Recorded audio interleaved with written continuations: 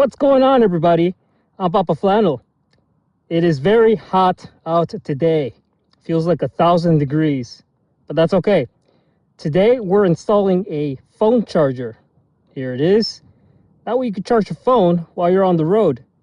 This one features USB-A, USB-C, and it even has a voltmeter. That way you can check if your battery is dead. All right, let's get started. The first step is to remove your seat. Now you're going to use a number 5mm Allen key. There's 2 bolts.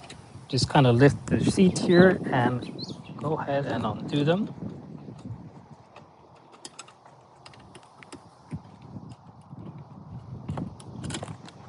Then pop up and then out. All right, now you're going to disconnect your battery terminals. Always start with the negative first. So go ahead and undo that. That's a Phillips. There's one. And then you might want to move these relays out of the way, just like this little tab, this little sleeve, so they just pop out.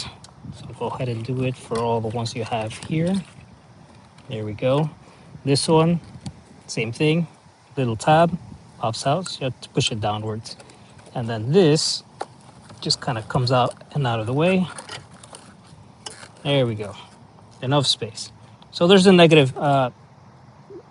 Just go ahead and push it out.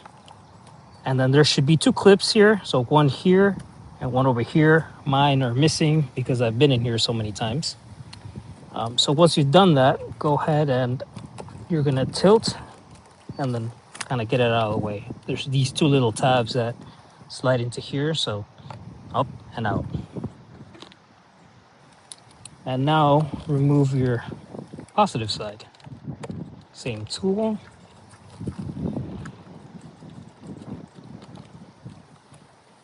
There we go. And then put these bolts in a safe place so you don't lose them. Now go ahead and remove both sides. So these just pop out. There's 3 little points. Just pull it out. It comes off. Then repeat it on the other side. Now here comes the fun part, and that is deciding where you want to put the charger. This is the mounting bracket. So this pretty much goes around the handlebar, and then this opens up and wraps it. That way there's grip and it doesn't slide all over the place. So you can put it here, you could put it over here, really wherever you want. I'm going to go ahead and put it over here. Now go ahead and loosen this screw off the bracket. There's a little nut in there. Just make sure that you don't lose it when you undo this. All right, so go ahead and wrap this like I mentioned earlier. If you have to, go ahead and cut it to size.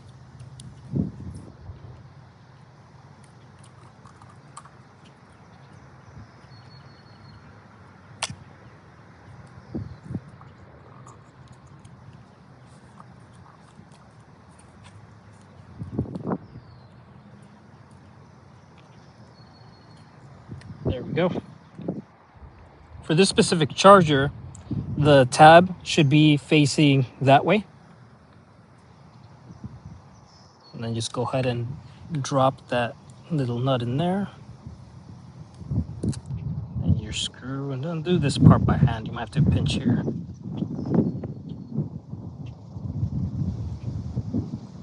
Once it catches, go ahead and finish it off with stubby.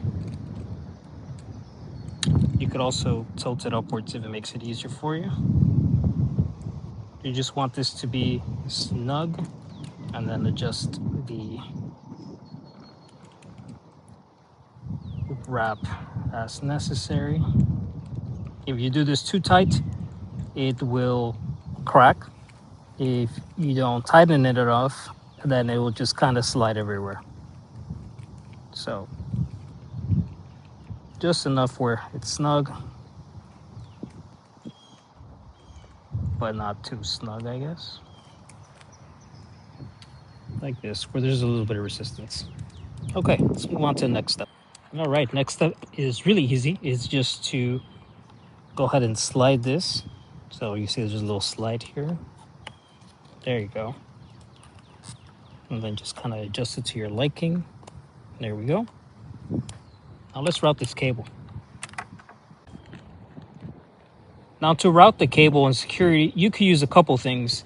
You could use electrical tape, you could use Velcro, and you could even use cable ties. These are even outdoor rated, so they won't crack and split with the heat or with the cold. I'm gonna go ahead and route mine through this line and then make it come down here with the other patch of wires. Leave a little bit of slack, so just kind of move it all the way down. There we go. In case you accidentally bump it, you don't damage the cable. Now, like I mentioned earlier, I'm just gonna squeeze or scoot these out of the way. Make my cable go through that little metal hoop.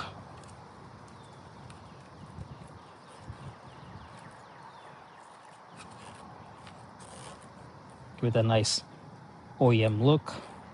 I'm just gonna zip tie it to here.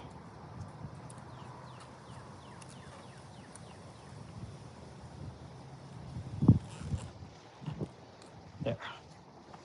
And then just cut off your ends.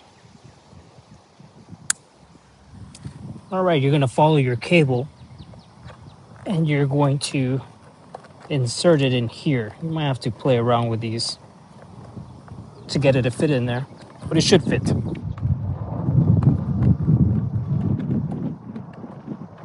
There we go.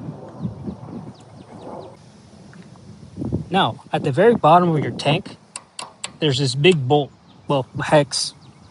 It is a number 8. So go ahead and loosen it up and pull the screw and the washer out. Now make sure you use the right size so you don't strip it. Now for the tank, you're going to lift and then pull it a little bit out of the way like that. There's 2 like notches that let it sit in there. Just make sure you don't tip it over, drop it. Also good idea to have like a quarter of a tank so it's not like heavy and awkward. Now you have to fish your cable out. So go ahead, I already kind of pre-did that. And go ahead, pass the rest of it through. Now there's a couple bars down here. So just put it underneath the bars so it doesn't interfere with the tank.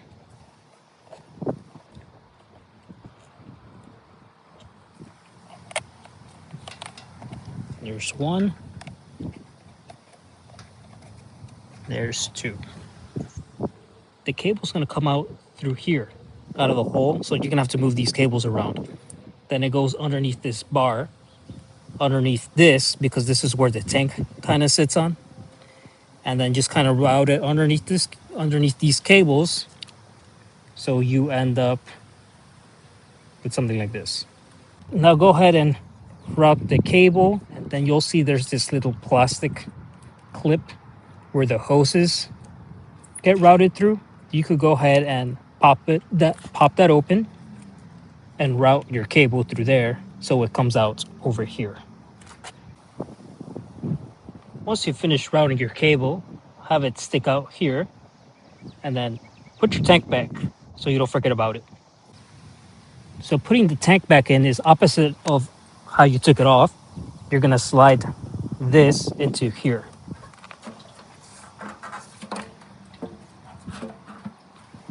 And this kind of gets aligned. There we go. And then just reinstall that washer and bolt. So washer and bolt. And just make it snug. Doesn't have to be extremely tight. All right, now that our tank is put back on, it's time to put the other end of the wiring harness. And if you look for a charger, make sure you get one with an SAE connector, because it's just easy to, unplug, plug back in. And then one that has a fuse. I saw a couple, on eBay that didn't have a fuse. So make sure you get one that has a inline fuse, and then, you know, this just makes it easy. But if not, you can just splice some cables in there. Okay, so go ahead and plug this in, and then route the cable through here. When you're doing this, avoid areas with, you know, that get hot. So like the engine, because you don't want this to melt. Now, when you get to this point, go ahead and route your cable in a way that's not going to get pinched by these mounting points when you put your cover back on. So you could follow these cables, or if you have the non-ABS version, you could use this right here. Just stick a zip tie and loop it around. Now we got to get all this wiring over there by the battery box. So if I zip tied it here, now just there's a gap here where it would fit. So just go ahead and route it that way. There we go. Or if you wanted to, you could, there's another gap here. You could follow this cable, which is probably what I'm going to do. That actually sounds like a better idea. Actually, if you loosen this, it gives you enough wiggle room to go that way. But anyway, once you're here, all you got to do is connect your positive to the positive terminal and your negative to the negative terminal. Let's start with your positive. By the way, if you do go this route, it's a 10 mil. All right, now that we're at this point, you know, just go ahead and take your fuse and scooch it to the side. We'll go ahead and tuck it right now in a second. Take the positive side, put the nut over it, and then come down here. Connect your positive side. You'll have to wrestle the dust a little bit. Go ahead and plug that in, lay on top, and then put your bolt like you were going to install it. Kind of hard to do with one hand. And then you'll probably wrestle it a little bit just because there's not a lot of room in here.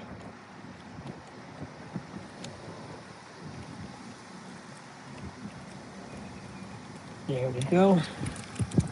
It's not tied all the way. Let's go ahead and move the positive terminal a little bit to the side so the boot's able to go over.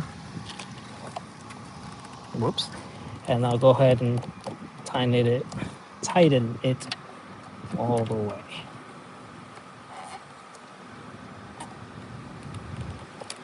There we go. Let's get a close-up of that. Okay, so as you can see, it's the terminal, then the terminal for the charger, and then the bolt. So kind of like a washer. And then just put your cover in, and then make sure that the cable doesn't interfere. And then you could just tuck this to the side and bring your negative or your ground over this way. And we'll go ahead and plug that in right now. All right, go ahead and install your battery cover here. Remember, there's these two that just kind of slide in there. Take your wiring harness. It goes over this loop here. Your ground just kind of, it's gonna fight you. Go ahead and tuck this underneath down there. There you go. This one clips on right here. Oh, it's actually this way. There we go. And then take all your relays and put them back on these little tabs. But you might want to save that for the very end. Go ahead and slide it underneath. Again, take your negative side or your ground for your charger, put the bolt through, kind of like a washer. Actually, if you even wanted to, you could bring it over this way, the same way that the negative battery terminal goes in. So go ahead, align them as best as you could. Bolt goes over both of them. Take your stubby, go ahead and tighten this down. Then again, it just has to be snug. You don't have to tighten the living daylights out of it.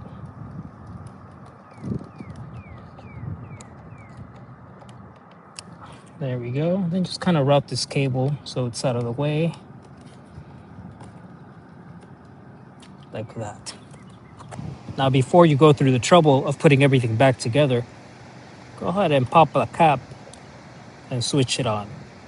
And yep, it looks like it's working. You can plug your phone too to make sure that it's working, but I'm filming on mine, so I can't. Let's go ahead and turn it back off. Another thing that you want to do is to move your handlebars from side to side to make sure that the cable's not getting pinched anywhere or it's being stretched too far.